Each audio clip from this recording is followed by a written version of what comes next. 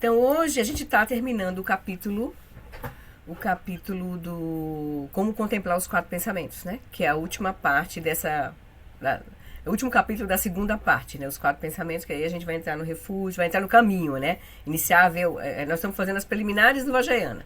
Então ele deu a primeira perspectiva da prática, falando dos 3 venenos da mente, aí apresenta os 4 pensamentos como a fundação, e aí agora vai, a partir da contemplação e da maturação desses ensinamentos, a gente abre a porta realmente do caminho de prática, com o refúgio, com o bodhicitta, né? Então a gente vai estar terminando as orientações dele de como contemplar os 4 pensamentos, certo? Ele deu uma orientação e ele disse que tinha um outro método. Aí eu vou aproveitar, inclusive, a nossa hora da meditação agora, a gente vai fazer as preces e vou fazer uma meditaçãozinha conduzindo dentro da abordagem do método anterior, que é aquele conduziu as meditações todas de cada pensamento, assim, né? Eu vou escolher impermanência, porque é o pensamento muito importante para a gente olhar, tá bom? E aí a gente segue com o método seguinte, que é o método que ele vai usar, um método da visualização, que a gente pode usar, se a gente não quiser.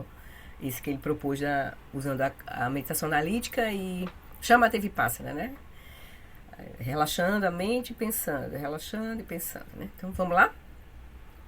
Deixa eu compartilhar aqui. Os botões aqui saíram do lugar aqui. Agora, achei o share. Pronto. Então, queridos, queridas, eu esqueci de fechar os microfones, mas eu tenho um aberto aqui, vou fechar. Então, queridos, queridas, vamos trazer a nossa atenção para o momento presente, para o nosso corpo. A gente solta agora as preocupações, daquilo que a gente estava passeando agora na nossa mente, né, sobre o ambiente, sobre os animais, né?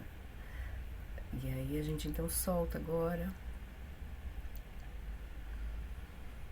Deixa a nossa atenção se direcionar para o nosso corpo, para a nossa respiração, equilibrando o nosso corpo, soltando, relaxando e acomodando a nossa respiração e a nossa energia. E diante dessa imagem de Guru Rinpoche, a gente começa nos conectando, né, com a nossa motivação para a gente estar aqui hoje, reunidos em Sangha,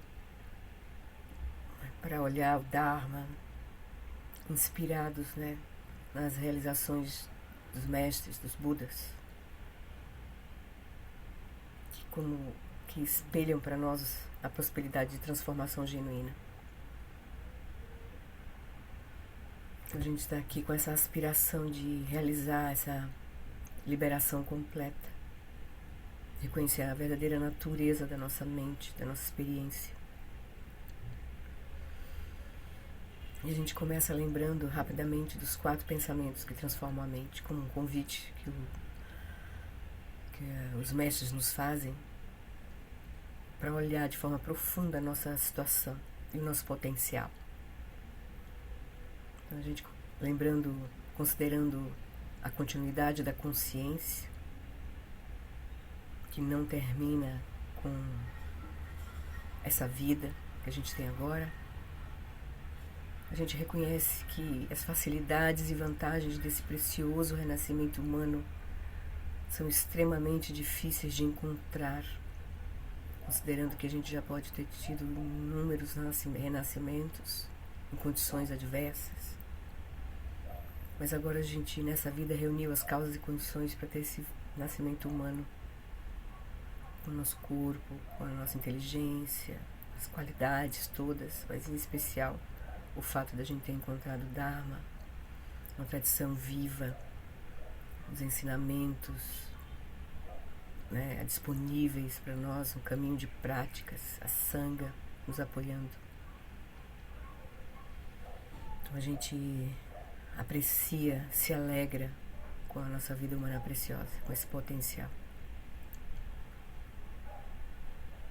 Mas em seguida os mestres nos lembram para olhar para a impermanência, lembrando que todos que nascem, tudo que surge, estão sujeitos aos fenômenos da impermanência e da morte. Essa é a natureza de todos os surgimentos, todos os fenômenos. Então a gente aproveita cada momento, cada circunstância, transformando tudo em prática. A gente acolhe todas as mudanças, todas as transformações, como uma atitude, inclusive, para nos preparar para o momento da dissolução, né, dos elementos que sustentam essa vida. Que a gente possa passar por esse processo, todos os processos de transformações com tranquilidade, com sabedoria, com paciência, com perseverança. E a gente não perde tempo assim, transformando tudo em prática. Daí a gente lembra também que a causa e o resultado de ações virtuosas e não virtuosas não podem ser evitados. A gente lembra da interdependência das causas e condições, a lei do karma, que todos nós estamos sujeitos. Então a gente cuida das nossas ações em corpo, em fala e em mente, para que a gente possa promover ações que nos direcionam para o reconhecimento da nossa verdadeira natureza e a gente evitar ações que nos afastam desse reconhecimento, reforçando a dualidade, a ignorância, a delusão. Por fim, a gente aprofunda a compreensão da natureza do sofrimento, do caminho realmente de liberação do sofrimento. Quando a gente compreende a natureza do sofrimento, como ele se dá, a gente entende o processo da liberação. Então a gente vê que a natureza contínua dos 3 reinos do Sansara é um oceano de sofrimento. Enquanto a gente permanece presos à ignorância e delusão, mesmo que no reino do desejo, da forma e da não forma, nós vamos colher sofrimento, porque vão estar operando com dualidade, com autocentramento, e com isso surgem as aflições mentais, com elas as ações não virtuosas, que nos resultam em sofrimento, em insatisfatoriedade. Então, compreendendo isso, a gente aspira a liberar a nossa mente dessa condição limitante, construída por ela mesma.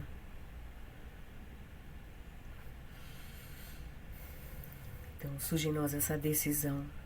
Ao me recordar disso, possa minha mente voltar-se para o Dharma sagrado, para a verdade. Então,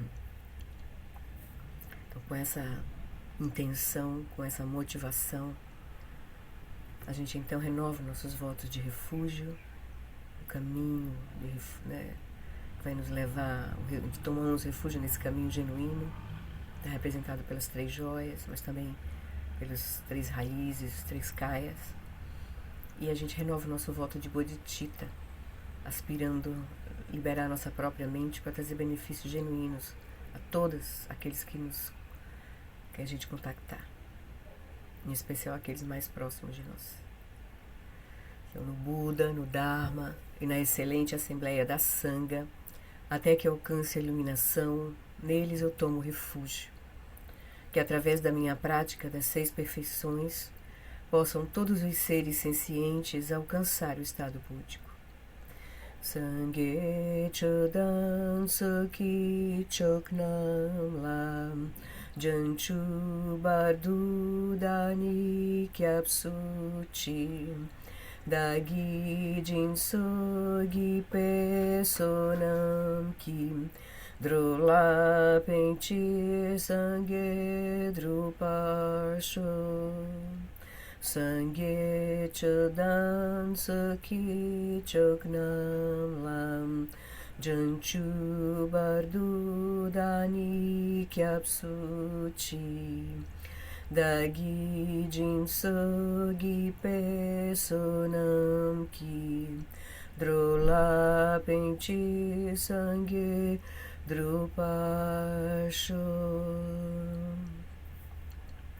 Com o voto de refúgio bodhicitta, natural surge em nós as aspirações, de bodhicitta, as 4 qualidades incomensuráveis, que são os desejos, para que todos os seres, não só nós, mas todos os seres tenham a felicidade e suas causas, para que eles sejam livres do sofrimento e de suas causas, que é a ignorância e a delusão, que nós e eles nunca sejamos separados da bem-aventurança sublime, que é livre do sofrimento, uma alegria genuína, e que nós e todos os seres permaneçamos em grande equanimidade, livres do apego aos que são próximos e da aversão aos que são distantes, experimentando uma paz genuína. Então, com essas aspirações renovadas, a gente então pede uma prece das 7 linhas, as bênçãos de Guru Rinpoche, mas representando toda a linhagem que nos remonta ao próprio Buda, para que todos os seres que essas mentes liberadas, possam trazer bênçãos para nós, remover nossos obstáculos externos, internos e secretos, para que a gente possa realizar a verdadeira natureza da nossa mente, que é inseparável da verdadeira natureza da mente de Guru Rinpoche e de todos os Budas. Então a gente, fazendo a prece, a gente imagina do coração de Guru Rinpoche emanam luzes, a radiância das 5 luzes de sabedoria, os 5 aspectos da mente lúcida, na nossa direção e na direção de todos os seres. A gente pode imaginar que essa luz toca todos os seres, em especial aqueles que a gente quer ajudar, aquelas pessoas que hoje estão sofrendo ou estão causando grande sofrimento. Na fronteira noroeste de Odiana, no coração de um lótus, está sentado aquele renomado como Padmasambhava, que alcançou o espantoso supremo Siddhi e está cercado por uma hoste de muitas dakines. Seguindo suas pegadas, dedico-me à prática. Por favor, aproxime-se e conceda suas bênçãos. Guru Pema Siddhi Hum. Hum Orgenu Ginu Jansam Pema Ge Sadom Pulaya Tsencha Ginu Drunye Pema June Jesudra Kordu Kandro Mampekor Keki Jesu Dadruki Jingilapti Sheksuso Guru Pema Siddhi Hum Orgenu Ginu Jansam Pema Ge Sadom Polaya Tsencha Ginu Drunye Pema June Jesudra Kordu Kandro Mampekor Keki Jesu Dadruki Jengilopti Sheksuso Guru Pema Siddhi Hum. Então a gente sente essas bênçãos recebidas de Guru Rinpoche e todos os Budas no nosso coração. Então, alegremente, Guru Rinpoche se dissolve em luz, uma esfera luminosa, radiante, com as 5 luzes de sabedoria. Ela vem para o topo da nossa cabeça, e a gente pode imaginar que ele vai para o topo da cabeça de todos os seres.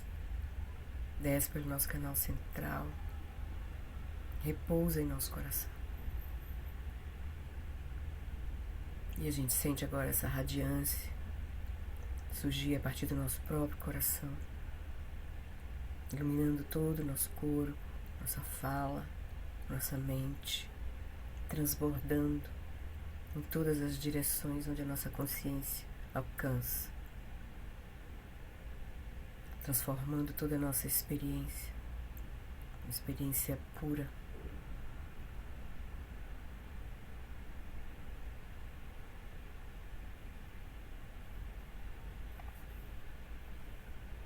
desse lugar, com essa radiância, com essa quietude, com essa radiância.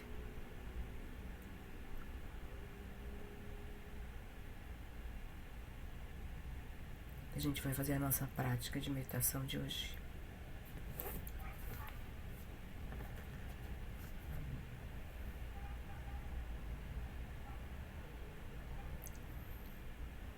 Então, simplesmente deixe a mente relaxar e repousar nesse espaço livre e espontaneamente aberto, no qual os pensamentos surgem e cessam.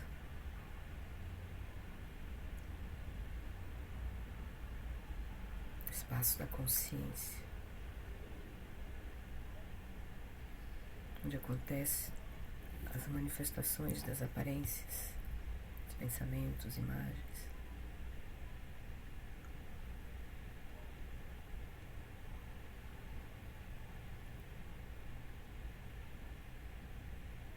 Nesse espaço espontaneamente aberto da nossa consciência, pensamentos do passado, presente e futuro naturalmente ocorrerão. Mas não se agarre a eles, nem os siga, nem os reprima ou afaste.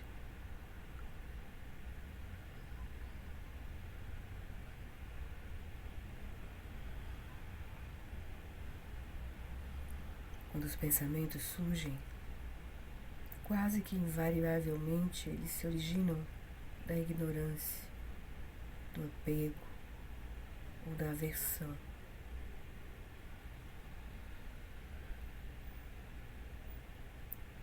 Sua presença recorrente na mente forma a base da continuidade do samsara.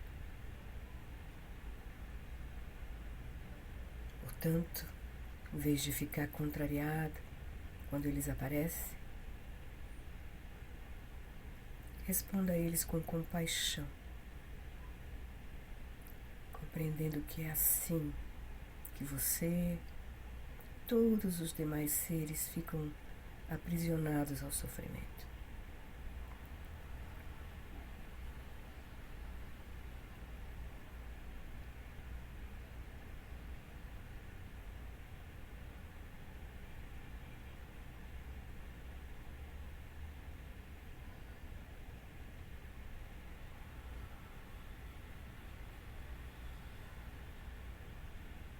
No começo, a mente não permanecerá relaxada por muito tempo, porque o hábito de conceituar é forte demais. Mas em vez de ficar preso a pensamentos ordinários, contemple a persistência do próprio processo dos pensamentos e use-a para voltar a mente mais uma vez para o Dharma.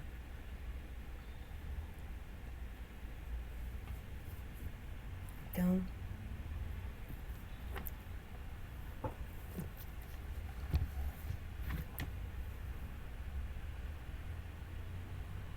quando os pensamentos começarem a surgir,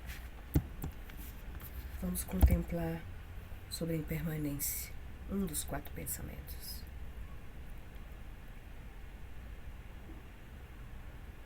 Contemplamos toda essa progressão desde o nascimento, desde o nosso nascimento, até a velhice e a morte.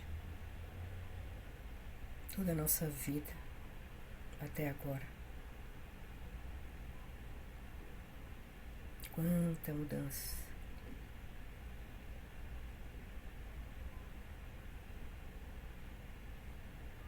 Também a gente pode lembrar das pessoas que vieram e se foram, as posses que já tivemos e perdemos, os ambientes e cenários inconstantes.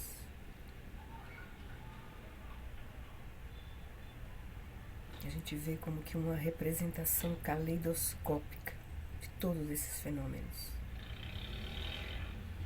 Surgem, cessam infinitamente.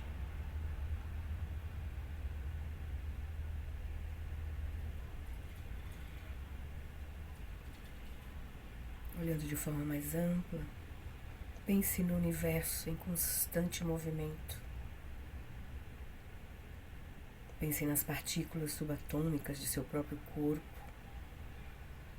tão cinéticas que em qualquer momento a sua existência e paradeiro são somente uma probabilidade.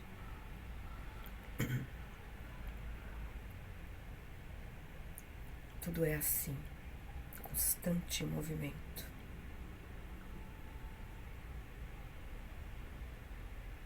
Contemple também a morte, as incontáveis mortes que ocorreram no passado e as mortes que ocorrerão.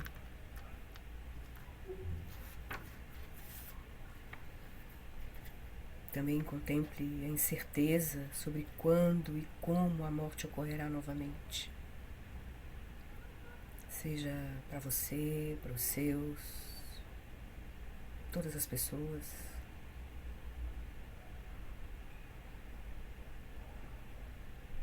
Imagine modos específicos em que a morte pode vir. A súbita separação de amigos e familiares.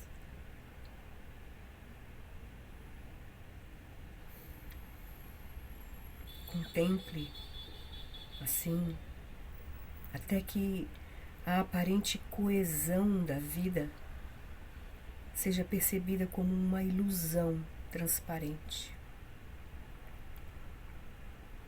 Assim é todos os fenômenos. Como uma ilusão, um sonho, uma bolha.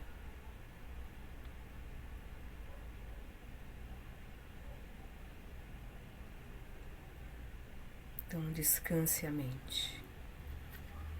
Solte os pensamentos. Deixe a mente repousar em seu próprio lugar.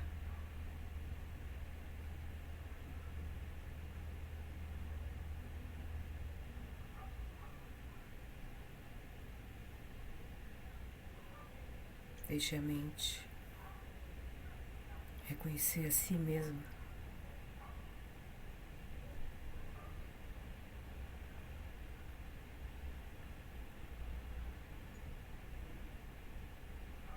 Essa abertura vívida, luminosa, cognoscente.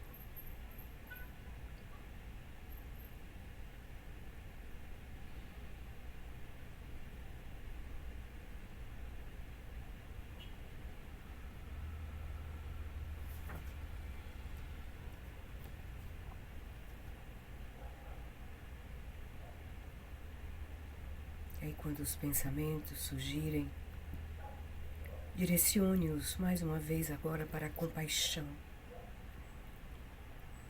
Reflita sobre como geralmente vivemos negando a impermanência.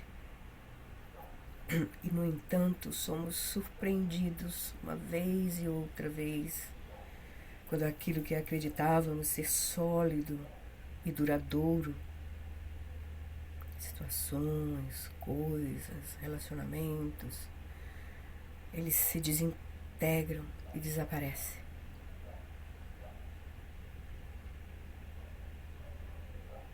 Lembre-se do sofrimento na hora da morte, o medo, a separação dos entes queridos e das posses. E lembre-se das tumultuadas experiências do bardo após a morte.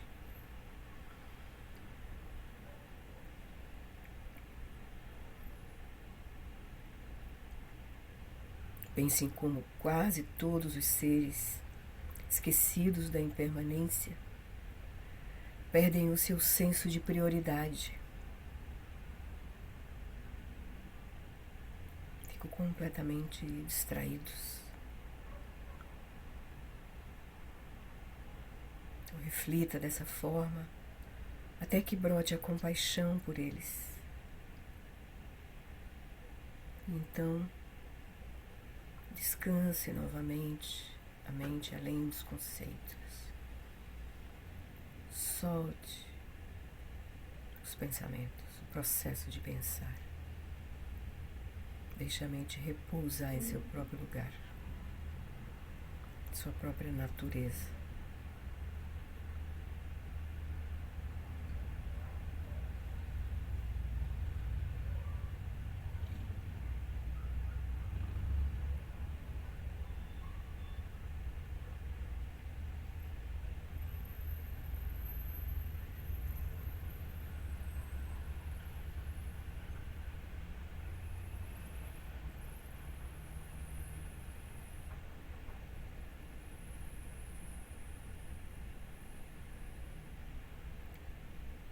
Novamente, quando a incessante criatividade da mente fizer surgir os pensamentos, direcione-os agora para a oração. Reze para que todos os seres possam atingir uma realização tão profunda da impermanência que lhes permita purificar totalmente a tendência de tomar as aparências como reais e também todo o apego e a aversão que isso acarreta.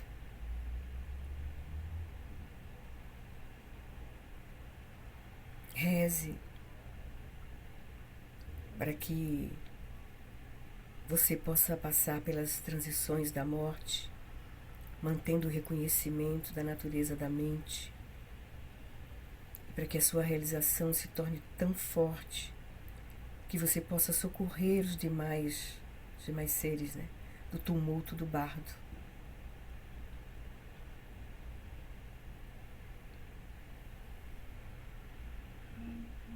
Então descanse a mente novamente, solta os conceitos, os pensamentos,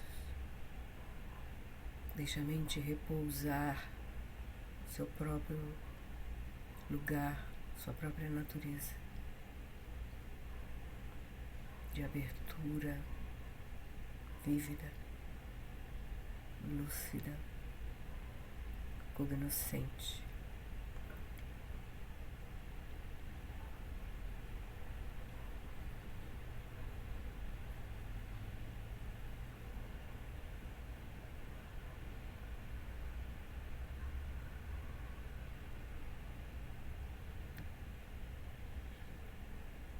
E finalmente, quando os pensamentos retornarem, formule o compromisso de viver e praticar com inabalável reconhecimento da impermanência. Comprometa-se a realizar a verdadeira natureza de todos os fenômenos, positivos ou negativos, e a buscar a essência absoluta. Com essa resolução, relaxe em meditação não fabricada.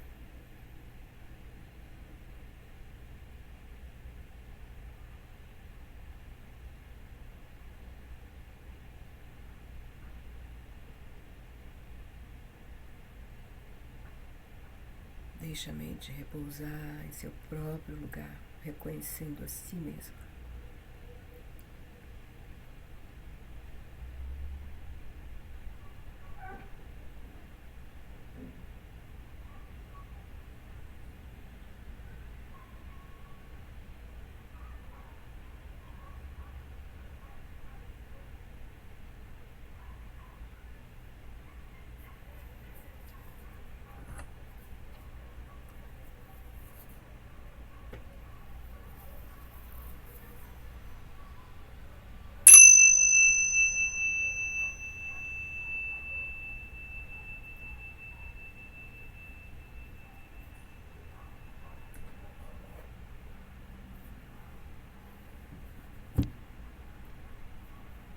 Então, gentilmente, lentamente, cada um no seu tempo, a gente volta a nossa atenção aqui para o nosso encontro.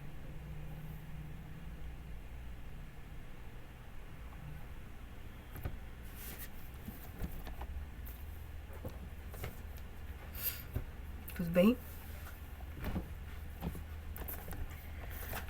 Então, a gente já seguindo aqui para o nosso texto. Deixa eu pegar aqui logo, a gente pegar o fio, né?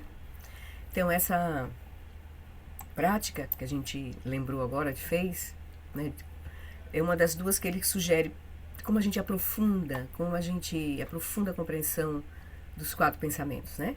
Então, ele primeiro convida a gente a usar. Primeiro a gente chegar, né, a reconhecer a condição última da mente. A gente pode já começar nesse lugar, que é como ele sugere, né?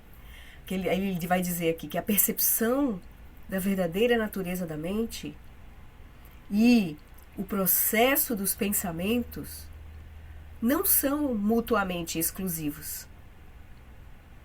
Na verdade, eles são inseparáveis. A gente pode ver nessa prática que quando a gente repousa, solta, deixa a mente repousar em seu próprio lugar, reconhecer a sua verdadeira natureza, a gente vai ver que o movimento dos pensamentos é da natureza da mente. O espaço onde eles surgem e o próprio surgimento é a natureza da mente. Então a gente vai ver isso. Aí, só que aí a gente, como agora nós estamos num processo de treinamento, porque a gente está agora sujeito às nossas marcas mentais, ao nosso karma, e a gente não tem essa clareza, essa experiência clara. Então a gente vai agora, como processo de treinamento, né, procurar reconhecer essa base, que é a meditação shamatha, né, é unindo shamatha e vipassana. A gente vai reconhecer, né, vai convidar a mente a repousar, né, relaxar, mas a gente não vai se prender nesse relaxamento. A gente vai deixar que a mente fique solta, né? A gente não vai direcionar esse relaxamento para uma condição construída, que ele disse que também isso não é bom. Nem é bom a gente se prender à quietude da mente, não vai nos levar à iluminação, que é shamatha. E também a gente não pode ficar somente no processo analítico, que também não nos conduz, né? Tem que unir shamatha e vipassana. Então essa prática que ele sugere para a gente fazer a contemplação dos 4 pensamentos, unindo shamatha e vipassana, é bem útil, né? Ele diz, a gente consegue ver que a verdadeira natureza da mente e o processo dos pensamentos não são mutuamente exclusivos, eles são inseparáveis. Aí ele diz, um bom praticante nunca perde essa percepção. Vocês estão me ouvindo? Flori, qual Sim. é a posição no Kindle? Eu No Kindle, não tô me deixa eu ver aqui. achando aqui. No Kindle, deixa eu ver aqui se a minha aparece aqui. Como é que eu faço para ver? É que eu tenho que ver aqui, posições, ver se eu consigo ver aqui. Peraí, só um minutinho. Deixa eu sair aqui do... Deixa eu tirar aqui, só um minutinho. Deixa eu stop share. Deixa eu ver aqui no Kindle. A minha posição no Kindle aqui é a... Cadê meu pai? Como é que eu vejo?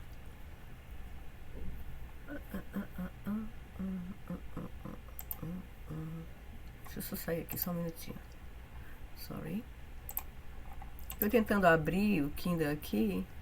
Eu não tô vendo a posição aqui do Nem número. página, nem nada. Não aparece aqui pra mim no meu aqui. Deixa eu ver se tem outro modo aqui. Não, nesse modo, não nesse modo. Vê se seja melhor localizar pelo capítulo. É, é Eu como, abri o capítulo, é, como Roberto, mas eu não estou contemplar, ó, achando. vá seguindo, como É. contemplar os 4 pensamentos, vá seguindo. Eu vou Ah, passar aqui pra ti, peraí. Deixa eu voltar aqui tá. então, peraí, deixa eu voltar. Deixa Não está eu... atrapalhando, Flori. Não, Deixa, não, mas depois me vamos. É viro. rapidinho, é bom pra vocês. Só um minutinho. Deixa eu compartilhar aqui, que você visualiza junto comigo. É, se você chegar no capítulo, né, como contemplar, deixa eu voltar aqui. Não, já tô nele, é. Certo, então, você vai seguir, porque são várias páginas, né? Aí você vai seguir, ó. Vai seguir essa primeira página, certo? Segue pra página seguinte. Ó, pra chegarmos à compreensão. Aí depois, a mente comum é como um homem sem pernas. Você consegue ver aí? Vá. Tá. domar a mente, vai seguindo. Aí depois, de igual modo, quando queremos domar e pacificamente, não temos como contê-la de início. Pegou aí, vai.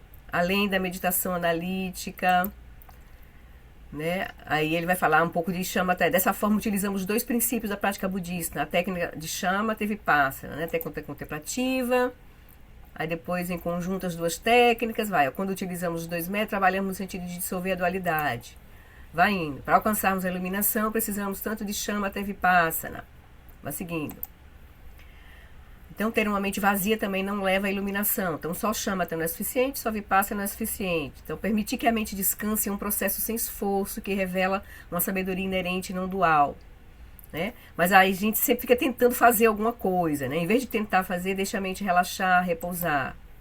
Entretanto, né? Repousar no espaço livre e aberto. Aí, Aí tem um parágrafo que diz assim: no começo a mente não permanecerá relaxada por muito tempo. Isso a gente já fez isso, Aí comece contemplando um dos 4 pensamentos. Então relaxe, desce. Meditar assim impede que a prática fique estagnada, né? Como a nata que se forma. Aí segue. Aí chegou aí no lugar onde eu estava. A percepção da verdadeira natureza da mente e o processo dos pensamentos não são mutuamente... Obrigada, Florinda. Nada, querida. Não são mutuamente exclusivos. Na verdade, são inseparáveis. Um bom praticante nunca perde essa percepção enquanto come, dirige para o trabalho ou brinca com as crianças. Então, isso aí será o que a gente vai aspirar, manter e realizar quando a gente sai da meditação, manter o reconhecimento da verdadeira natureza da mente, que é esse espaço vivo, que é a consciência, o espaço da consciência vivo, que manifesta, né, aparências de olhos, ouvidos, nariz, língua, tato, mas também aparências da mente, que são os pensamentos, as memórias. E a gente vai, no nosso dia a dia, tentar se relacionar com essas duas, com todo esse processo. Né? Esse será o nosso amadurecimento da nossa prática. A gente não achar que a gente não consegue permanecer na natureza da mente quando a gente está em movimento. Né? Então, a verdadeira perícia na meditação está em não perder a sabedoria no momento da transição de um pensamento para outro, né? Ou de uma atividade para outra. Quando você está inteiramente presente em cada experiência, em cada transição, você permanece próximo de sua essência. Então, essa vai ser uma abordagem para a gente aprofundar. Né? E aí, ele diz... Aí, antes dele passar para outro método que ele sugere, como a gente pode aprofundar a compreensão dos 4 pensamentos, ele sugere que a gente use a visualização. Mas antes ele traz essa pergunta que foi feita para o Buda, no Sutra do Bodhisattva, Essência do Espaço, que aí foi feito assim. O Bodhisattva pergunta ao Buda: qual é o significado espiritual de liberdade e oportunidade? Aí o Buda responde: quando a mente está distraída pelo pensamento discursivo, há inquietação e atividade.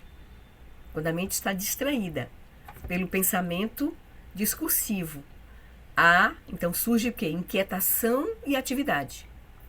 Quando a mente experimenta paz, ao serenar o pensamento discursivo e dissipa esse pensamento no espaço básico da mente, há descanso.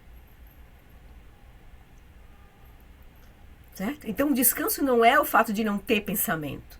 O descanso é o fato da mente não ficar distraída com o processo discursivo.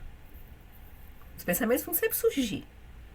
Agora, se eles carregam a nossa mente, ou se a gente tem um domínio da nossa mente, a gente responde a partir de uma posição de repouso da nossa mente, aí é a diferença. Aí é onde a gente tem liberdade e oportunidade. O Shagdu vai dizer, então, além do sentido externo de liberdade, que é ter oportunidade para praticar, por exemplo, existe o sentido interno de liberdade, que é o potencial exclusivo do ser humano de vivenciar o relaxamento natural da mente, que é o desfazer do pensamento discursivo. Até que venhamos a vivenciar a liberdade nesse sentido interno, nossa prática do Dharma não será muito eficaz, porque estaremos perpetuamente distraídos por pensamentos e conceitos. Tá? Então isso aí foi um fechamento da primeira, digamos assim, método que ele nos propõe, que é um método mais profundo e muito interessante, porque o Muni chama a Vipassana, né? Para a gente trabalhar com os 4 pensamentos e ao mesmo tempo reconhecer a verdadeira natureza da mente. Certo? A gente inicia repousando a mente em seu próprio lugar, reconhecendo sua verdadeira natureza, conhecendo o espaço onde surge toda a manifestação. E quando começar a surgir a manifestação, a gente direciona a mente para o Dharma. Aí então a gente vai fazer aquela contemplação. Pensa num dos pensamentos, gera compaixão, depois relaxa, aí sempre cortando. Solta, corta a contemplação, depois corta a compaixão, depois reza, corta, reza, sempre relaxando. Porque ele disse que isso vai manter a nossa prática fresca. Né? Aí ele diz, outro método, aí vamos para o outro método. Então, um outro método para aprofundar a nossa compreensão dos 4 pensamentos inclui a visualização.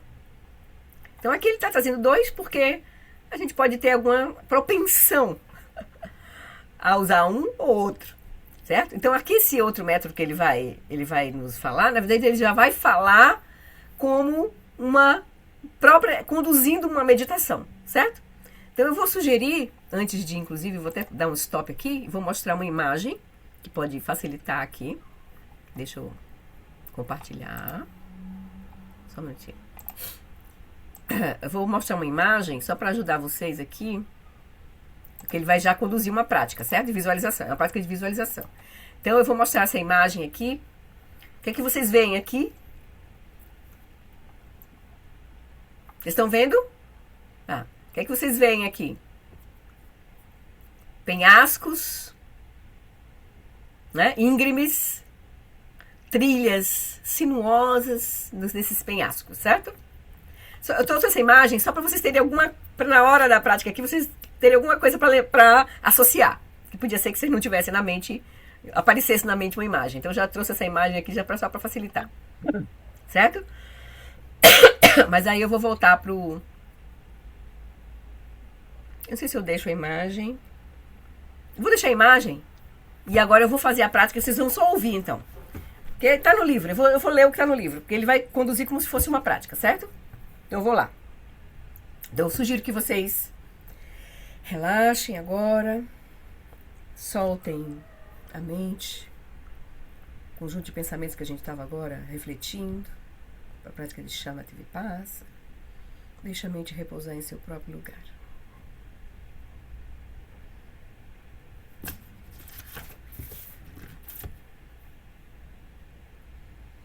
E a gente vai começar essa prática agora, esse método de visualização para aprofundar a nossa compreensão dos 4 pensamentos. A gente vai começar estabelecendo a motivação pura.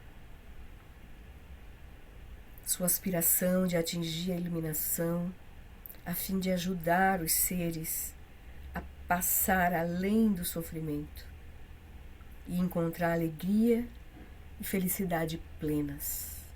Começando conosco mesmo, claro. E a gente vai, uma vez que a gente consegue isso, a gente naturalmente vai irradiar isso para os outros.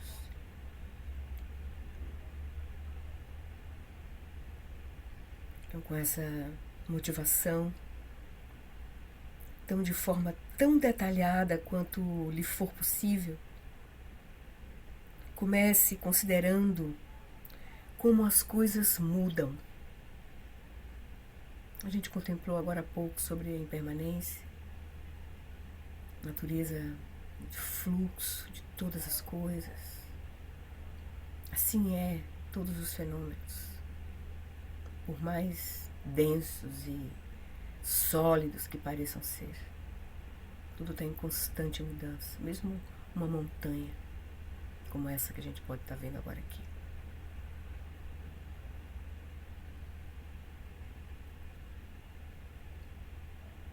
A gente pode sentir o nosso corpo em constante mudança, nossas emoções, nossa mente, todas as matérias compostas de átomos, em constante mudança.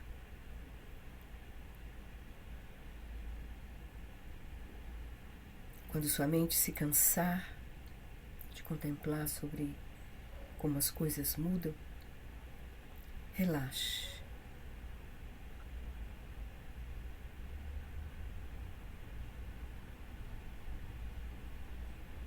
Não force. O verdadeiro relaxamento de início não dura muito tempo.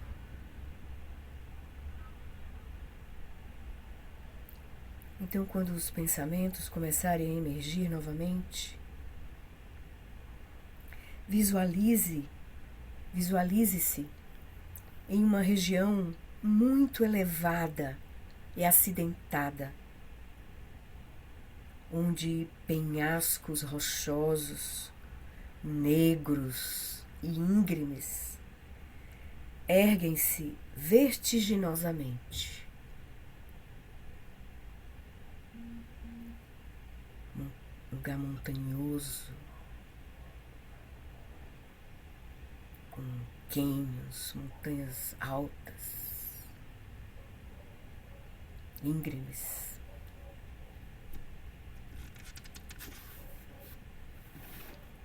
Nesse lugar não há nada em que se segurar. Apenas uma trilha muito estreita e precária a rodeia, serpenteia pela encosta escarpada do penhasco. Essa pequena trilha, ela vai se estreitando à medida que você caminha nela, até que desaparece por completo. Você não pode seguir adiante. E atrás de você, perseguindo, estão feras que rosnam esfomeadas. Não há segurança em parte alguma. Nenhum lugar para se esconder. As feras fecham o cerco por trás e você não tem para onde correr. Você está indefeso, sem amigos, sem família, sem esperança.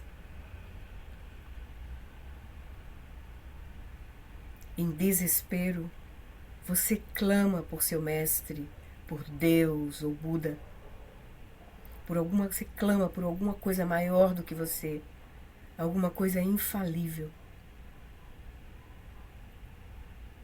E essa corporificação da perfeição aparece para você, dizendo: não tenha medo. Esses penhascos negros, traiçoeiros, surgiram como resultado de você se agarrar, desde o tempo sem princípio, à crença de que a realidade ordinária é verdadeira.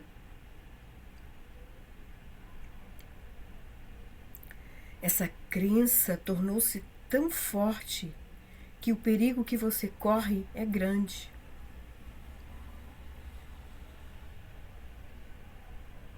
A ignorância deixa a paisagem escura. E essas feras que têm a intenção de matá-lo representam o amadurecimento do karma que você criou com sua própria mente cheia de venenos. Essa trilha estreita que desaparece no nada é o caminho do Sansara. Tudo que foi reunido vai se dispersar. Tudo o que acontece agora, em algum momento cessará. Dia a dia, cada passo que você dá pé esquerdo, pé direito, passará sem qualquer possibilidade de recuperação ou controle.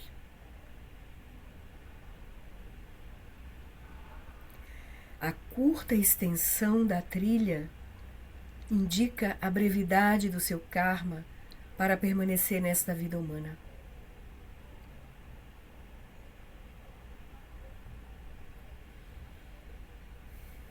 Então, o ser infalível que você invocou pergunta: o que é a morte? O que é o samsara?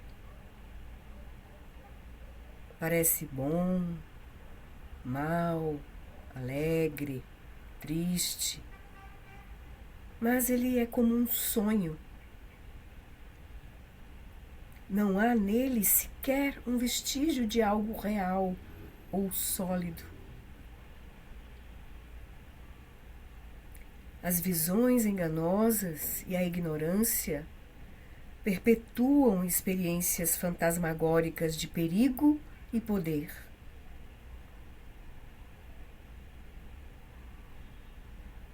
Acordar desse sonho de visões enganosas e ignorância é compreender a natureza que está além do nascimento e da morte.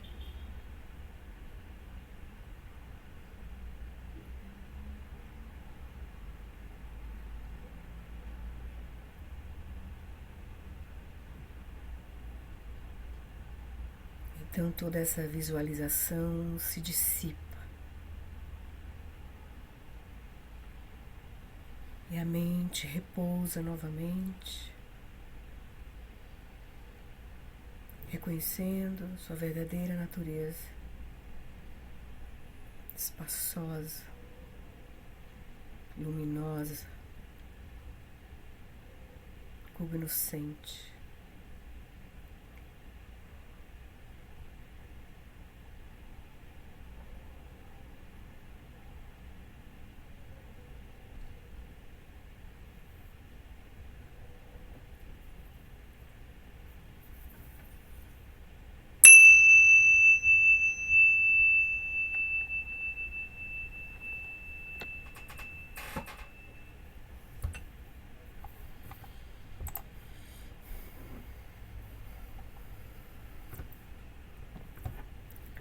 Pronto, essa foi o segundo método que ele sugeriu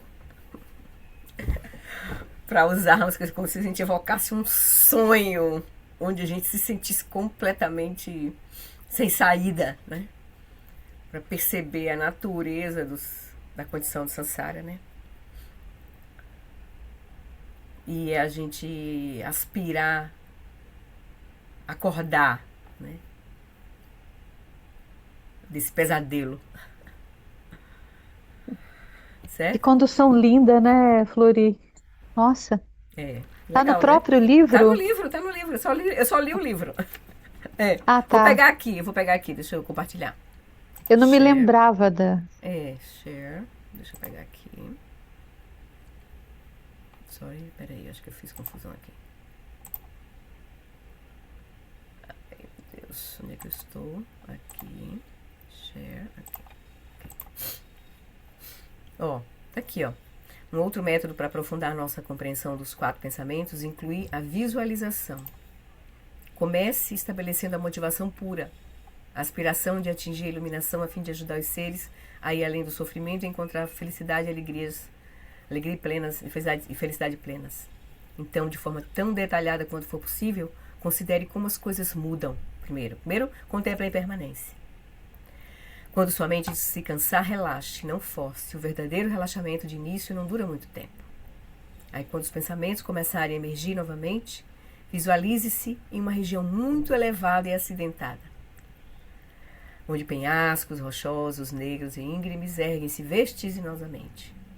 Né? Aí segue toda a condução da prática, para a gente ir até o momento em que ele diz: após ter concluído a visualização, deixe a mente repousar. Por fim, dedique o mérito de sua prática a todos os seres, para que eles possam despertar do sonho de sofrimento. Então ele diz, ele faz, quando eu achei interessante aqui, quando a gente evoca no desespero, evoca a presença do Buda, do mestre, seja quem for, né, de Deus, ele fala que, né, em desespero você clama por seu mestre, por Deus, por Buda, algo maior do que você, algo infalível. E essa corporificação da perfeição aparece dizendo, não tenha medo, né? Aí esses penhascos negros traiçoeiros surgiram como resultado do seu aferramento desde o tempo sem princípio, a crença de que a realidade comum é verdadeira. Então, cada vez que a gente reforça a dualidade, é como se a gente construísse essas montanhas, as 4 montanhas do nascimento, sofrimento, envelhecimento, doença e morte, né? Essa convicção tornou-se tão forte que o perigo que você corre é grande, porque você sente tudo muito real. Então você sofre, a gente vai sofrer, né? A ignorância deixa a paisagem escura, porque ele diz que é um penhasco, mas é escuro, porque é ignorância, você nem vê. Essas feras que, né, que têm a intenção de matá-lo representam o amadurecimento do karma que você criou. E a trilha estreita que desaparece no nada é o caminho do samsara. E quanto mais curta a trilha, mais breve será o seu karma para permanecer na vida humana, né? Ele diz lá na frente, né? A curta extensão da trilha indica a brevidade do seu karma para permanecer nessa vida humana. Mas aí, imediatamente o ser leva a você ali, né, nesse momento, você olhar para a natureza. O que é a morte? Se você agora está diante dessa condição última, né? Sem saída, assim. Mas o que é a morte? O que é o samsara? Ele parece bom, mal, alegre, triste, mas é como um sonho. Não há nele sequer um vestígio de algo real ou sólido. Aí ele vai, né? Acordar desse sonho é compreender a natureza que está além do nascimento e da morte. Certo? Aí, então ele vai seguir. Vamos seguir aqui, né? Por meio dessa meditação, você verá que as visões ilusórias e enganosas, a ignorância, os venenos, o karma e a crença na verdade de uma realidade que não tem substância, elas criam, tudo isso criam as condições precárias dos ciclos de sofrimento. Ao reconhecer a impermanência e contemplar a natureza do samsara, que é vazia como um sonho, você vai minando sua crença na solidez das experiências.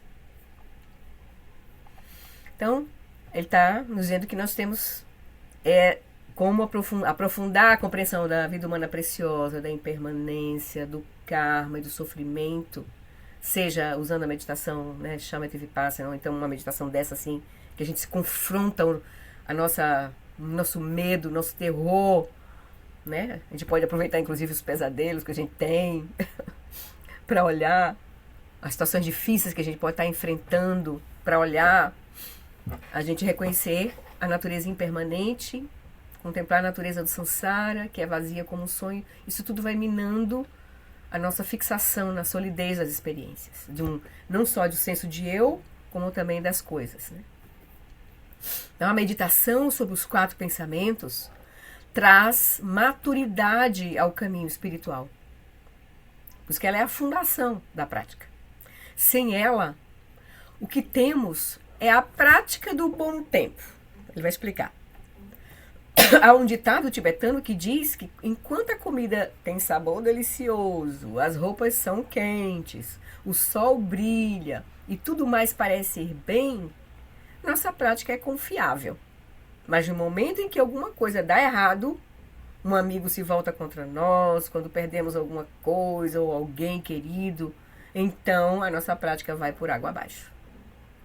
Essa prática do bom tempo, né, não nos sustenta em momentos de necessidade, nem oferece refúgio contra a dor ou medo.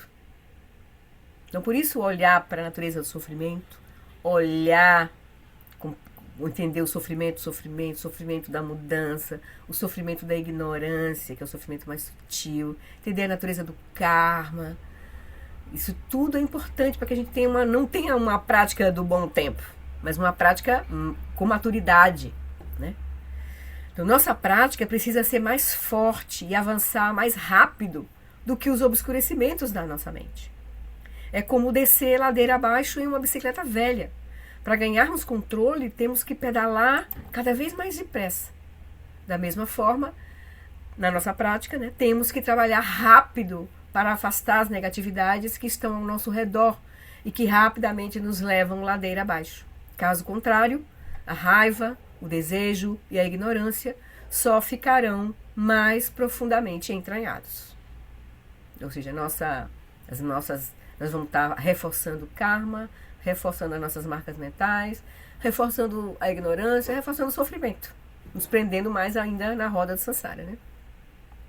Então, o corpo, a fala e a mente, bem como a oportunidade preciosa que eles oferecem, não são mais duradouros ou reais do que uma bolha. Não são mais permanentes ou consistentes do que um sonho. Esse nosso corpo agora que a gente tem, essa fala e essa mente, bem como a oportunidade preciosa que eles oferecem, não são mais duradouros ou reais do que uma bolha. E nem mais permanentes ou consistentes que um sonho. Temos que fazer uso do momento antes que ele se perca e, em permanência, cobre o seu preço. Certo? Aqui é o recado dele para a nossa prática dos 4 pensamentos. E aí tem algumas perguntinhas para finalizar o capítulo. Tudo bem? Então, acho que agora a gente já, né, aprofundou bastante sobre esses 4 pensamentos, como contemplar. Claro, assim, aprofundou que eu digo assim, olhou, viu a importância deles, né? Como a gente pode fazer, traz isso como uma prática mesmo, assim, lembrar de vez em quando, retomar essas meditações, tá no nosso livro do Nondro, aquelas, né, meditações conduzidas, a gente já disponibilizou, eu tenho um arquivo que eu já disponibilizei para vocês lá no grupo do Alan Wallace, só com as 4 meditações conduzidas do livro aqui, para quem não tem o livro, né? Aquela meditação que a gente fez na terça passada, assim, como o sofrimento surge, olhando para a nossa própria mente, né? Também é muito legal. Então, que a gente olhe a vida humana preciosa, a impermanência, o karma e a natureza do sofrimento. Isso é a base para a nossa prática andar, né? Para a nossa prática realmente se abrir. Aí vamos seguir aqui com as perguntas? Vamos ver o que é que surgiu aqui. Oi, Roberta. Sei lá, um comentário. Eu acho que a gente chegar à conclusão de que a gente é ninguém em particular, ela não é tão simples, mas não é tão difícil, né? Que a gente verifica que as identidades nascem e morrem, causas e condições fazem que a gente tenha um determinado jeitão, né? É o ninguém em particular que eu chamo. Agora, a gente chegar ao ponto em que a gente seja uma experiência sem experienciador, e realmente eu acho que é muito mais difícil, porque, primeiro, que não vai ser pelos conceitos, e o segundo, que você vai entrar naquele paradoxo de que não vai ter alguém buscando mais nada, entendeu? E ainda vai ter experiência, mas a experiência não vai ser minha. Essa eu acho que realmente é o pulo do gato que você vai descobrir que não tem o pulo, entendeu? Tem uma contradição na linguagem que é inescapável. O que a gente gosta, eu gosto de falar o dedo apontando para a lua. Porque tem um pedaço também ele diz assim, que não né? é ninguém particular, não O é isso. experienciador e a experiência não são duas coisas. A gente chegar e que é coemergente, ainda dá, eu acho, pelo conceito. Você fala, olha, estou aqui, os Não, o sentidos conceito é aqui uma coisa, a experiência é outra, né? Entender o mas eu estou conceito, dentro da né? minha experiência É. e eu tenho periféricos dos sentidos que eu sempre surjo, tendo no bardo da vigília, tendo no sonho, eu surjo com algo que me parece externo, mas que na verdade ele coemerge, porque eu não tenho nenhuma, não é, achar externo é uma maneira de ver, tá? Agora, o problema é quando chegar e falar, olha, cara, isso tudo vai acontecer, mas você vai sentir sem ser o sentidor. Você vai vivenciar sem ser o vivenciador. Aí eu falo, pô, mas espera aí. Então, entendeu? Porque uma coisa que a gente fala, diminuir as fixações. Caraca, se eu sou fluxo, tudo passa, que você falou. Impermanência. Impermanência, a gente dá muito exemplo da morte. A gente não sabe quando vem. Mas se ela não vier, a gente tem testemunha da decrepitude, né? A gente já viu pessoas bem velhinhas, né? E quando a decrepitude é longeva, gente, é duro, né? É duro. Quer dizer, entendeu? Então, em permanência, a gente já chega e fala, ó, então não é só o problema da morte, gente. Eu, por exemplo, não sei o que vai acontecer, né? A gente vai estar no barco da morte, pode acontecer coisas agradáveis, desagradáveis, aquela confusão. Agora, na decrepitude, a gente sabe, né? As coisas vão indo embora, Flori. Você vai perdendo força, entendeu? No final, a gente tem que só respirar, senão a gente morre. A coisa vai, vai, vai. Mas então, essa coisa de. Eu acho, pelo menos na minha reflexão, essa divisão entre o ninguém em particular, que é onde os conceitos funcionam como um bom mapa, e a realidade última, que realmente não tem mapa, entendeu? A realidade última é. Mas o que ele está querendo nos dizer é que o caminho para chegar lá é simples, assim como essas meditações que ele está nos trazendo. Começa repousando, deixando a mente repousar. Esse é o começo. É por aí, o caminho é esse. É você Não, então sei, entendeu? encontrando a condição última da mente na sua própria experiência. Né? Então, o caminho Claro. é esse. E aí, os Mas- pensamentos, a gente vai usar os pensamentos de forma hábil para ir o Dharma sendo esse remédio, né, para poder a gente ir conduzindo o processo até que a gente possa relaxar, a nossa mente possa relaxar nesse reconhecimento. Aí É, mas, Flori, são os caminhos. o que eu chamo do ninguém particular já é praticamente com poucas flechas. Porque o ninguém particular, você fala, é que nem Nagarjuna. Nagarjuna foi espancado lá numa trilha lá, ele chegou, falaram, mestre, o que que aconteceu? Quem foi? Ele falou, encontrei meu carro. Entendeu? Não tem mais aquela coisa da indignação, aquela coisa da raiva. O cara já tem plena consciência que ele, ninguém em particular, encontra sempre o seu próprio karma, de ilusão de separatividade. Mas isso não é o suficiente. Não basta você fala, mas a saber gente- disso. Nós temos que. não é nem, não basta vivenciar isso, que a gente já é difícil e tal. Isso não é suficiente, mesmo que passe do plano intelectual para o plano prático, que ainda tem alguém ali separado que Mas está aí sempre a como prática vai ser fluxo. pra gente. Mas aí vem as instruções de apontamento da natureza da mente. Aí vem as práticas onde a gente vai aprofundar esse reconhecimento. É nessas práticas, é nesse momento que a gente vai atravessar isso aí. Mas agora a gente tem como nós temos muitas camadas. São a cebola, assim, com muitas camadas. A gente tá tirando, a gente vai furando, dissolvendo as camadas mais grosseiras do processo. Tem camadas muito sutis, que só com uma prática mais sutil a gente pode acessar. Entende? Então não é agora que a gente vai acessar essa condição, não é. Mas o caminho é esse. Esse é o ponto.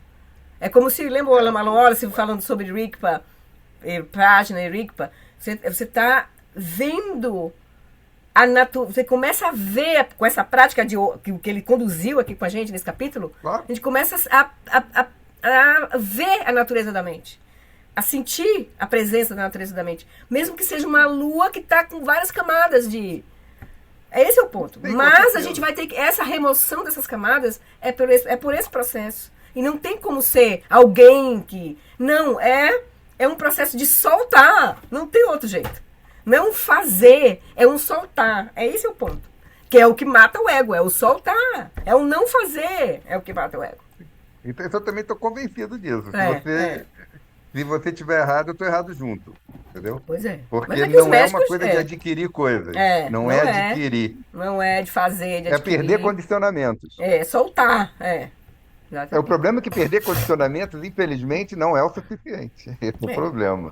Pelo menos a gente Mas gera vamos um lá. bom karma. Qualquer Isso. coisa a gente faz um dia, uma live no Reino dos Devas, que tem conexão com Dharma. Já pensou? Tem corpo físico, né? Tem essa coisa assim. Aí a gente chega no Reino do Deva, Tushita. A gente se encontra em Tushita e fala, pô, a gente já não livrou do Santara, a gente ainda está na dualidade, mas pelo menos é uma dualidade confortável por algum bom. tempo. Pois vamos ver as perguntas pra gente aproveitar o restinho do capítulo, né? Deixa eu pegar aqui. Um pouquinho de água aqui.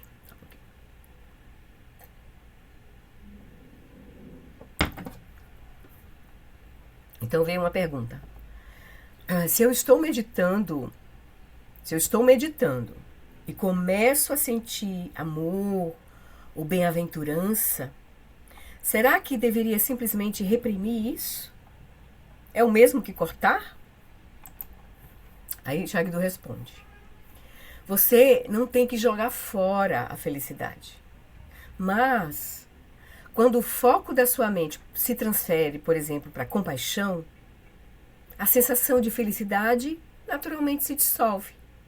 Então, quando ele faz esse processo do cortar, né? Por exemplo, está lá, repousando na natureza da mente, aí daqui a pouco ele sugere que a gente pense sobre, né, contemple uns pensamentos, depois relaxe, depois gere compaixão.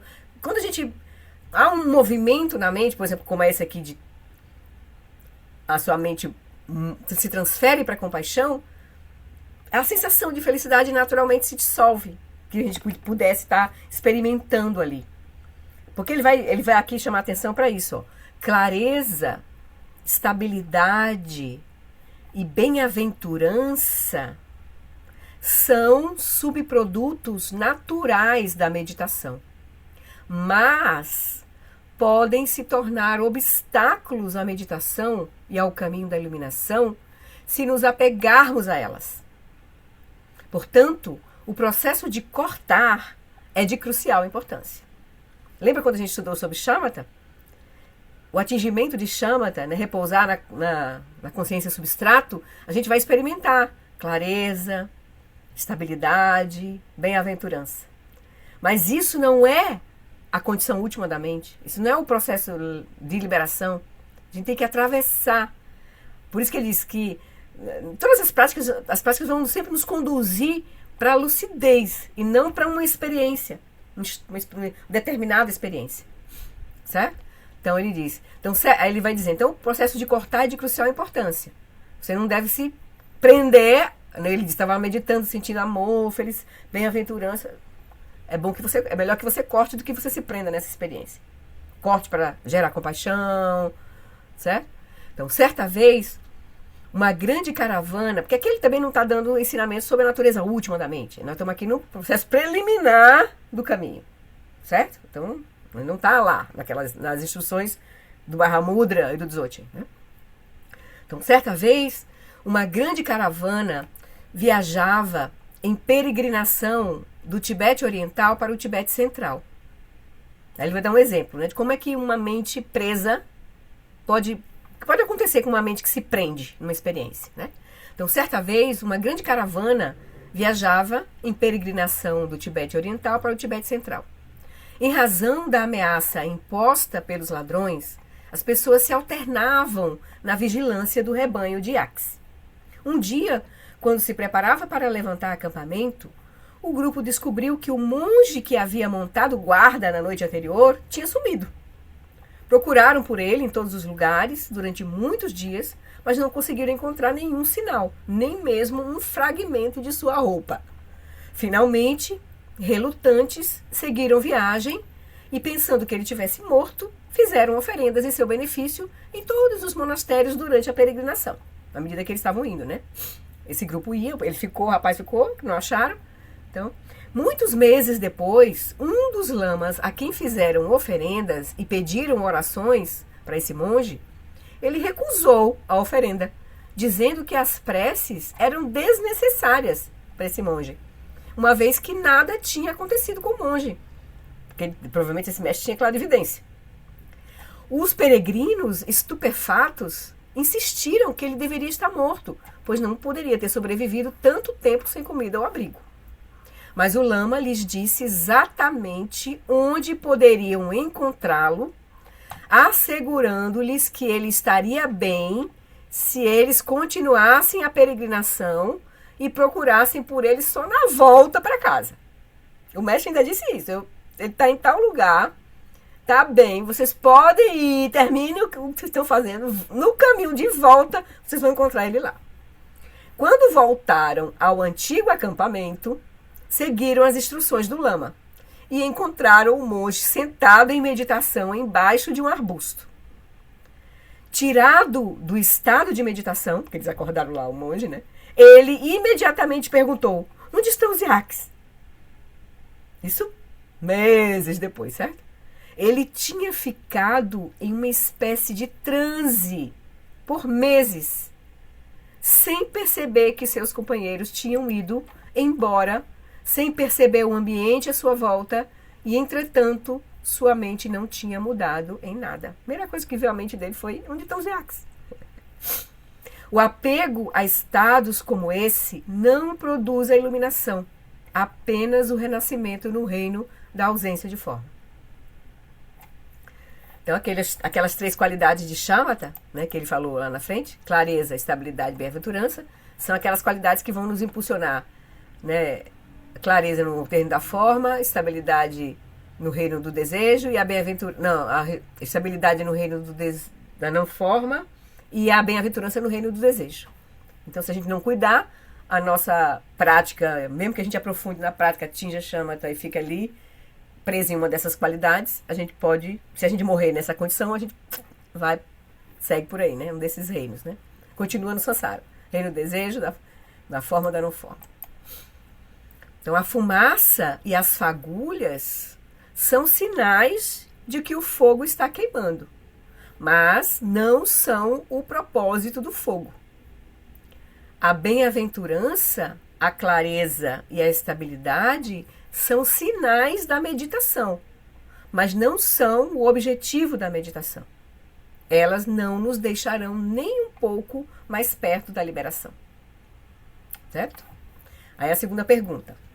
E sobre as experiências, porque aqui ele falou nesse capítulo sobre Shamatha e Vipassana, né? A pessoa pode se prender no aspecto de estabilizar a mente, né? E aí o caminho não é esse, é a união de Shamatha e Vipassana.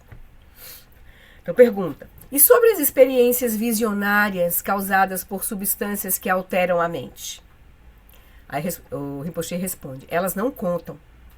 Estamos falando sobre experiências meditativas, não sobre aquelas induzidas pelas drogas. Não é sensato usar qualquer substância que altere a mente, pois ao fazê-lo, você está renunciando ao poder de sua mente. Claro que aqui, óbvio, a gente vai ressaltar, como o próprio Lama Alam, os mestres falam, que num processo de aprofundamento da prática, se você tem alguns problemas de traumas, a ingestão de algumas medicações vão ser importantes. Mas não como um processo, por exemplo, como muitos meditantes numa época aí quiseram fazer ou fazem para induzir a meditação a partir das drogas, né, LSD, seja o que for, né? Mas a medicação para, por exemplo, você sair de um processo de trauma, né, equilibrar a sua mente, são importantes, né? Lembra que o Lama fala, se você está com um problema difícil, tem traumas, você não pode sentar em meditação e querer estabilizar a sua própria mente, você não vai conseguir. Então, um psicólogo, um psiquiatra vão te ajudar no processo de estabilização dessas condições traumáticas, para depois você entrar no processo de meditação. Não é qualquer pessoa que pode simplesmente sentar e meditar. Você tem que ter as condições, as causas e condições para isso. Então, se sua mente está muito perturbada e uma medicação pode te ajudar, é óbvio que você vai usar. Certo? Então, nesse sentido aqui. Mas aqui ele está falando do uso da droga como o caminho, né, da prática. Não é o caso aqui, né? As experiências visionárias causadas por substâncias que alteram a mente. Aí ele diz, então, com o uso de drogas, você estabelecerá um padrão kármico no qual você tem pouco ou nenhum controle sobre a sua mente. Aí você está dependente daquilo. Gera um padrão kármico, né? De dependência. Em seu próximo renascimento, você pode ser mentalmente retardado ou muito instável. Você pode até mesmo renascer como um animal, dependendo do estrago, né? Esse padrão kármico que a droga vai proporcionar a você. Certa vez alguém me ofereceu LSD, Shagdu disse. Minha esposa, Jane, que é a Shagdu Kadru, né, aconselhou-me a não usá-lo. Mas eu queria saber por mim mesmo o que as pessoas estavam experimentando. Porque teve uma época que era assim, né? LSD estava dentro das práticas terapêuticas, muita gente usou assim. Naquela ocasião, meu fígado estava muito fraco. Quando ingeri a substância, senti uma dor terrível e perdi a consciência. Quando voltei a mim, tive visões. Mas elas eram, obviamente, apenas a exibição dos conceitos comuns de minha mente. Nenhuma delas tinha qualquer significado profundo, para o desapontamento dos alunos que tinham vindo com seus cadernos e canetas para observar e registrar a minha experiência. As visões que surgem na meditação como manifestações da natureza pura da mente são muito mais claras e bonitas. Então, provavelmente ele fala de experiência própria. Aí teve uma outra pergunta. Alguns praticantes parecem ter grande interesse pelos ensinamentos budistas, mas ao mesmo tempo resistem a eles. Contemplar os 4 pensamentos vai ajudá-los? O que mais eles podem fazer? Não há uma resposta simples, disse o Rinpoche. A resistência ao Dharma pode surgir devido a diferentes razões.